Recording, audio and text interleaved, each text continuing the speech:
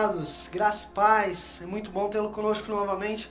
Eu gostaria nessa noite de trazer uma palavra para você, baseada num texto de Isaías, um texto muito profundo, que está lá em Isaías, capítulo 6, dos versos 1 ao 4, que diz o seguinte: No ano em que morreu o rei Uzias, eu vi também ao Senhor assentado sobre um alto e sublime trono, e a cauda de seu manto enchia o templo. Serafins estavam por cima dele, cada um tinha 6 asas, com 2 cobriam os rostos, com 2 cobriam os pés, e com 2 voavam. E clamavam uns aos outros, dizendo: Santo, Santo, Santo é o Senhor dos exércitos, toda a terra está cheia da sua glória.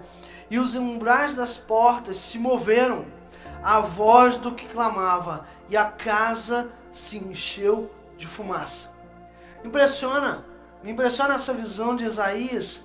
Isaías vê o céu, Isaías vê Deus, Isaías vê Jesus. Isaías tem uma visão celestial muito profunda, muito poderosa, muito forte. E é interessante a gente se atentar para esse registro, quando ele diz que, quando ele pontua o tempo em que isso aconteceu. Isaías, ele olha e diz: olha, no ano em que morreu o rei Uzias. Era comum que se datassem coisas pelo rei da época. Por várias vezes, em vários textos na Bíblia, você vê pessoas relatando: no ano tal do rei fulano de tal, no ano tal do reinado do rei fulano de tal, aconteceu isso, isso, isso. Isso era comum, mas Isaías ele não relata o ano do reinado de Uzias. Isaías relata no ano em que morreu o rei Uzias. E a gente começa a perceber que isso tem um significado, que isso tem um símbolo, que isso tem uma mensagem, que aqui nesse texto há algo poderoso, há algo muito forte, há algo impactante para mim e para a sua vida. Porque Isaías, alguns estudiosos dizem que Isaías era parente do rei Uzias. Alguns dizem que ele era primo ou um parente próximo do rei Uzias. E se cogita que Isaías poderia ter algumas benesses, alguns favores vindos do trono, porque o rei era seu conhecido, era seu parente. E aí a gente começa também a olhar a vida do rei Uzias. Quem foi Uzias? Uzias foi um rei que começou o seu reinado muito novo. Aos 16 anos, ele sobe ao trono. E, querido, imagina um jovem de 16 anos no trono de uma nação.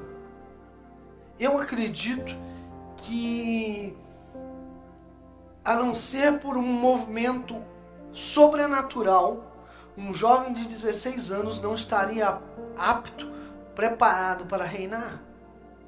E Uzias sobe ao trono da nação. E Uzias faz, a princípio, o que era reto aos olhos de Deus. Uzias faz o que era bom.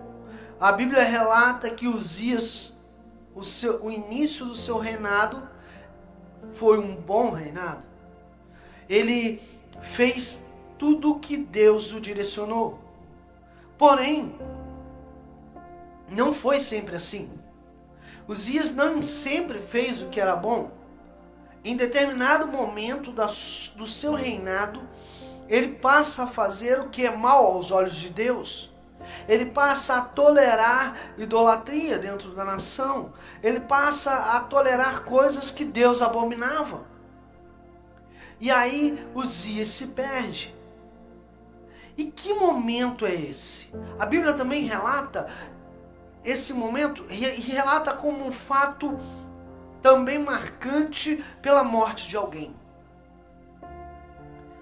E esse alguém é o profeta Zacarias. A Bíblia diz que Uzias, ele ia bem enquanto ele seguia o conselho, o exemplo de Zacarias. Ele tinha Zacarias como referência. De repente, quando Zacarias morre, Uzias se perde. E Uzias não consegue manter-se debaixo da direção de Deus. O contrário acontece com Isaías. Isaías diz que no ano em que morreu o rei Uzias, ele tem a maior experiência da sua vida. Ele vê os céus abertos sobre ele. Ele pode contemplar coisas espirituais, ele pode contemplar o sobrenatural, ele pode contemplar o milagre. Quem de nós nunca parou para imaginar o que é o céu? Como é o céu? Isso passa pela nossa cabeça, isso é uma dúvida do ser humano. Isaías viu isso. E nessa noite, eu acho que isso é tão poderoso que eu queria trazer isso para você, esses símbolos, para que você entenda que Uzias, enquanto era direcionado por Zacarias, ia bem. E aí, quando Zacarias morre, Uzias se perde. Isaías, enquanto era influenciado por Uzias, que não estava tão bem, Isaías não tem a plena experiência do que Deus tem para a sua vida. Porque eu acredito que nós podemos viver em plenitude com Deus, ou podemos viver na mediocridade. E Uzias influenciou também a vida de Isaías. Então a gente pode perceber, de acordo com esses símbolos, que Zacarias simbolizava a direção, a provisão, o conselho de Deus sobre a vida de Uzias. Enquanto Uzias, para Isaías, simbolizava a direção do homem, a provisão humana, a autoconfiança de que ele era parente do rei. E perceba que enquanto Uzias tem a provisão de Deus através da vida de Zacarias, ele vai bem. Isaías vive o seu melhor momento quando Uzias, que é a sua referência humana, que é a sua base humana, cai, morre. E nessa noite eu gostaria de te perguntar: quem é o teu conselheiro? Quem é aquela pessoa com quem você pode contar? Quem é aquela pessoa com quem você se abre? Por quê? Porque eu tenho certeza que você sabe se essa pessoa é de Deus para a sua vida ou não. Às vezes, seja sincero comigo e contigo mesmo. Às vezes, a gente quer ouvir o conselho de alguém que a gente sabe que não tem nada de Deus. Porque em muitos dias, nós acordamos com vontades, não de fazer o que Deus quer, mas com vontade de fazer tudo que o nosso desejo pede. E nesse dia, a gente não quer ouvir quem é de Deus. Mas se eu tenho alguém que é referência sempre para a minha vida, se eu tenho um conselheiro sempre na minha vida, essa pessoa, ela não vai me deixar simplesmente buscar conselho com alguém que não é uma direção de Deus e vai me deixar cair. Por que eu estou te perguntando isso, querido? Porque eu sou pastor de uma igreja. A nossa igreja, ela tem diversas pessoas e eu sei muitas vezes que tem coisas que a pessoa não vem a mim, não vem falar comigo. Por quê? Porque sabe exatamente o conselho que eu vou dar. Você já esteve numa situação como essa? Que você sabe que alguém vai te dar um conselho do que é correto. E você sabe o que é correto, mas você não quer fazer aquilo. E aí você busca conselho em alguém que vai te apoiar no que é errado. Cuidado. Não cometa esse erro. Mesmo que você tenha que ouvir palavras desagradáveis, busque alguém de Deus para te aconselhar. Alguém que tenha um bom conselho de verdade. E aí, Uzias, como rei, ele simboliza o apoio humano na vida de Isaías.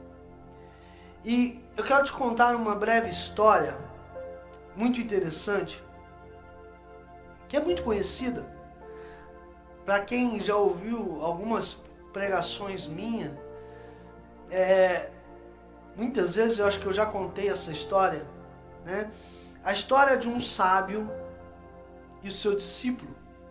Um sábio mestre e seu discípulo. Essa história nos conta que eles andavam pelo interior de um país há muitos dias e procuravam um lugar para descansar durante a noite. Avistaram então um casebre no alto de uma colina e resolveram pedir abrigo aquela noite. Ao chegarem no casebre, foram recebidos pelo dono, um senhor maltrapilho e cansado. Ele os convidou a entrar, apresentou sua esposa e seus 3 filhos. Durante o jantar, o discípulo percebeu que a comida era escassa, até mesmo para somente os 4 membros da família, e ficou penalizado com a situação. Olhando para aqueles rostos cansados e subnutridos, perguntou ao dono como eles se sustentavam. O dono respondeu: está vendo aquela vaca lá fora? Dela tiramos o leite que consumimos e fazemos queijo. O pouco de leite que sobra trocamos por outras mercadorias na cidade. Ela é nossa fonte de renda e de vida. Conseguimos viver com ela, com o que ela nos fornece. O discípulo olhou para o mestre que jantava de cabeça baixa e terminou de jantar em silêncio. Pela manhã, o mestre e seu discípulo levantaram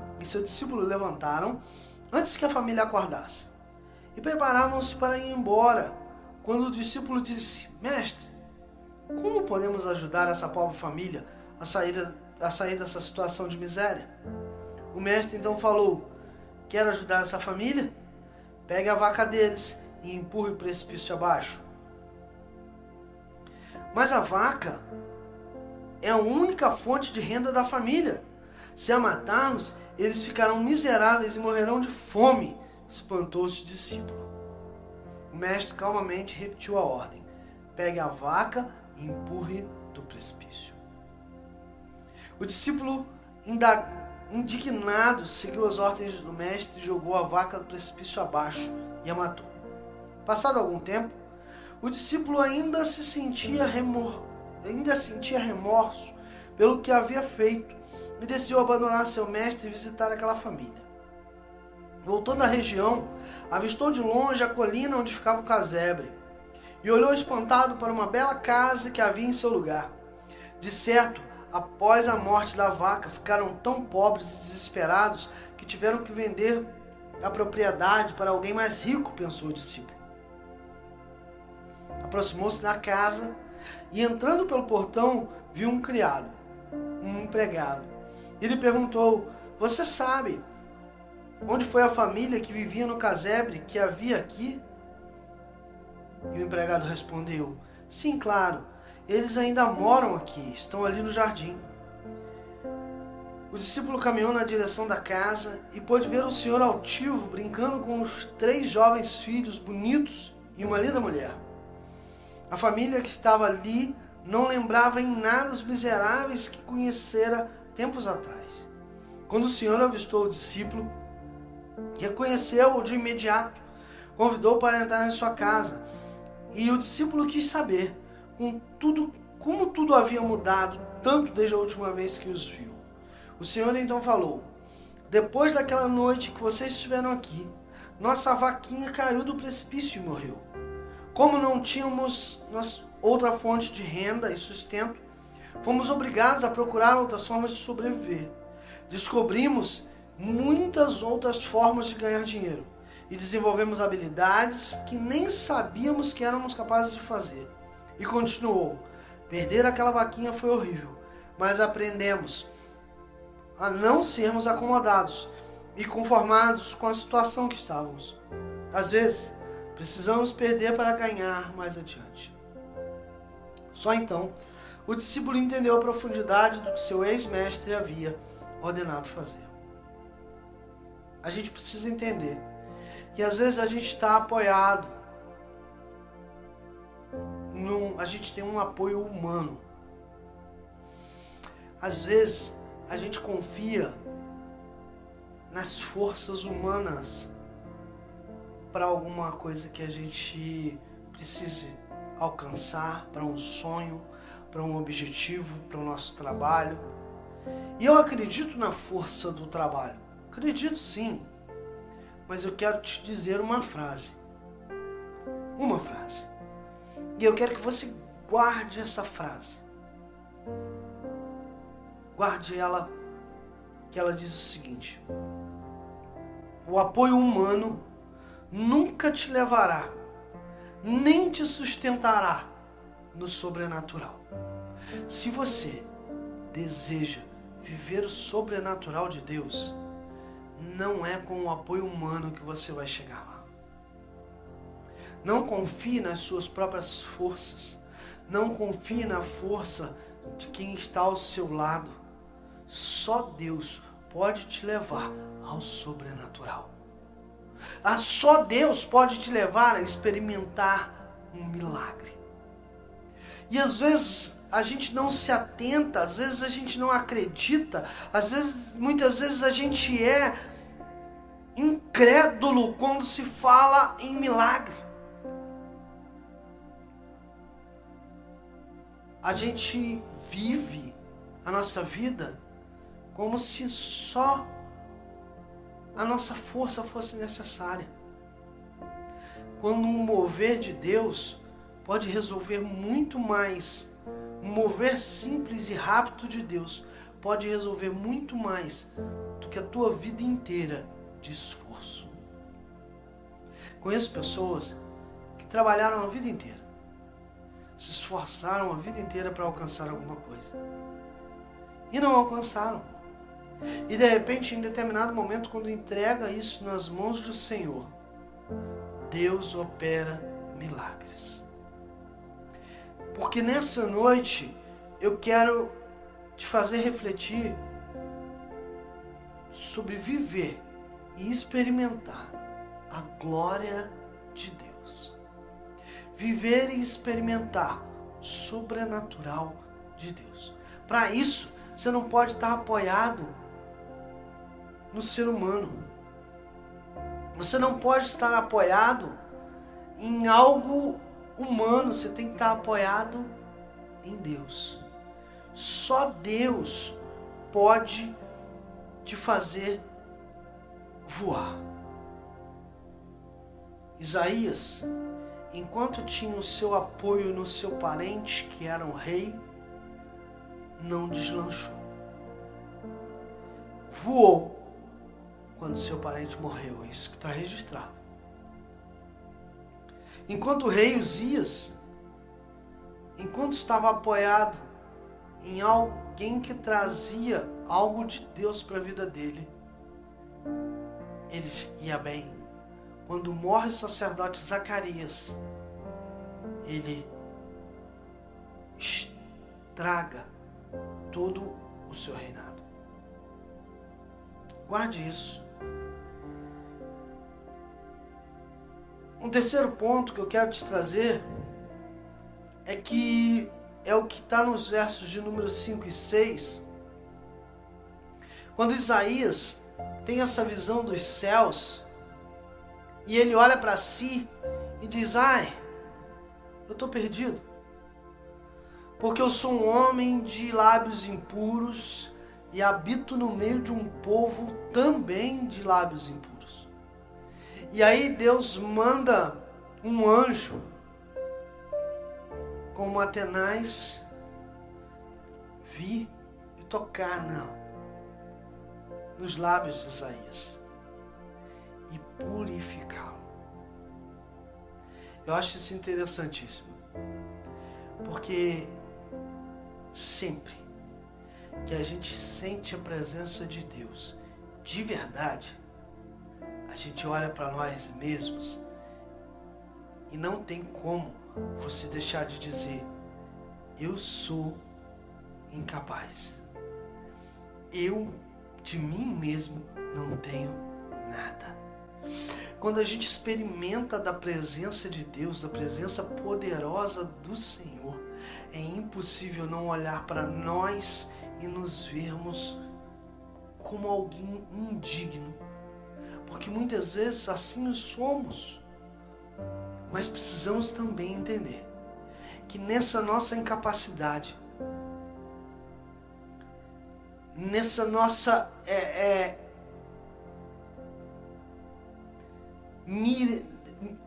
mesmo sendo miseráveis, mesmo sendo indignos, é desse jeito que Deus opera na nossa vida. Sabe por quê? Porque uma das coisas que a gente não deve ter, ou a gente deve buscar resistir a isso, chama-se autossuficiência. Sabe, querido? Você e eu não somos autossuficientes em nada. Dependemos uns dos outros. Por que eu estou aqui nessa noite? Por que eu estou aqui nesse momento? Por você. Por você. Por Deus. Deus está me capacitando, mas é por você. Dependemos uns dos outros e dependemos de Deus. Então não somos autossuficientes. Entenda que na nossa incapacidade, Deus opera. Porque quando a gente se considera autossuficiente, a gente deixa de glorificar a Deus pelo que Ele faz. Porque a gente imagina que fomos nós mesmos que alcançamos aquelas bênçãos. Quando na realidade, muito do que acontece conosco, simplesmente do céu. Muito. Sabe uma coisa? Eu costumo comentar com a minha esposa o orgulho que eu tenho dos meus filhos. Rapaz, e quando eu olho para os meus filhos, eu fico pensando, cara, só Deus para me dar 2 filhos tão abençoados. Lindos, maravilhosos, inteligentes, espiritados, agitados, mas são maravilhosos. Se você me dissesse, antes de eu casar, antes de ter filhos, como seriam os meus filhos, eu nunca imaginaria filhos tão bons quanto os que eu tenho. Filhos tão bonitos quanto os que eu tenho. Então, muita coisa na minha vida eu não batalhei para fazer ou para alcançar. Eu até batalhei, mas muitas vezes foi em vão. E o que de melhor veio na minha vida, veio dos céus. Veio de presente. Veio da graça de Deus. Eu não sou autossuficiente em nada. Totalmente dependente da minha família, de você, de Deus. Por último, eu quero que você saiba que Deus deseja que você experimente o sobrenatural. Deus quer que você experimente algo novo. Deus quer que você experimente milagres sobre a tua vida. Deus quer que você experimente unção de Deus. Deus quer que você experimente algo poderoso. Eu creio nisso. Eu creio que Deus me ungiu para nessa noite trazer uma palavra para a sua vida, para te dizer que o sobrenatural existe. Nós vivemos num mundo natural, mas eu creio que o sobrenatural é mais real do que aquilo que a gente vê no natural. Entenda isso. Guarde isso. E tente andar sobre as águas e ver os céus. E às vezes, deixe os dias morrer. A gente precisa tirar da nossa vida, em muitos momentos, o apoio humano, a confiança no homem. A gente precisa tirar também da nossa vida os erros, assim como Uzias os tinha. A gente precisa tirar para que Deus opere um milagre em nós e através de nós. Eu quero orar por você. Eu quero orar pela sua vida. Feche teus olhos. Senhor, meu Deus e meu Pai, eu creio, Deus, que o teu filho que nos ouve nessa noite precisa da tua bênção, precisa do teu milagre. Ele precisa experimentar algo sobrenatural sobre a vida dele, Pai. Deus, e que se necessário for, mate os Uzias da nossa vida, que os Uzias caiam por terra, que todo o apoio que a gente tem no ser humano caia por terra, e que a gente confie, seja apoiado, que as nossas bases, que as nossas alicerces estejam firmados em Ti, ó Deus, em nome de Jesus.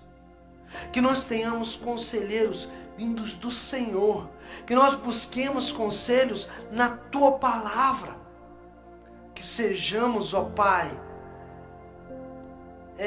arraigados no Senhor, que as nossas raízes sejam profundas em Ti e mais nada, Pai. Nessa noite eu oro a Ti, Pai, pedindo que o Teu sobrenatural, a Tua glória, a Tua graça desça sobre a vida dos Teus filhos, Pai. Eu oro a Ti, Deus, em nome de Jesus. Amém.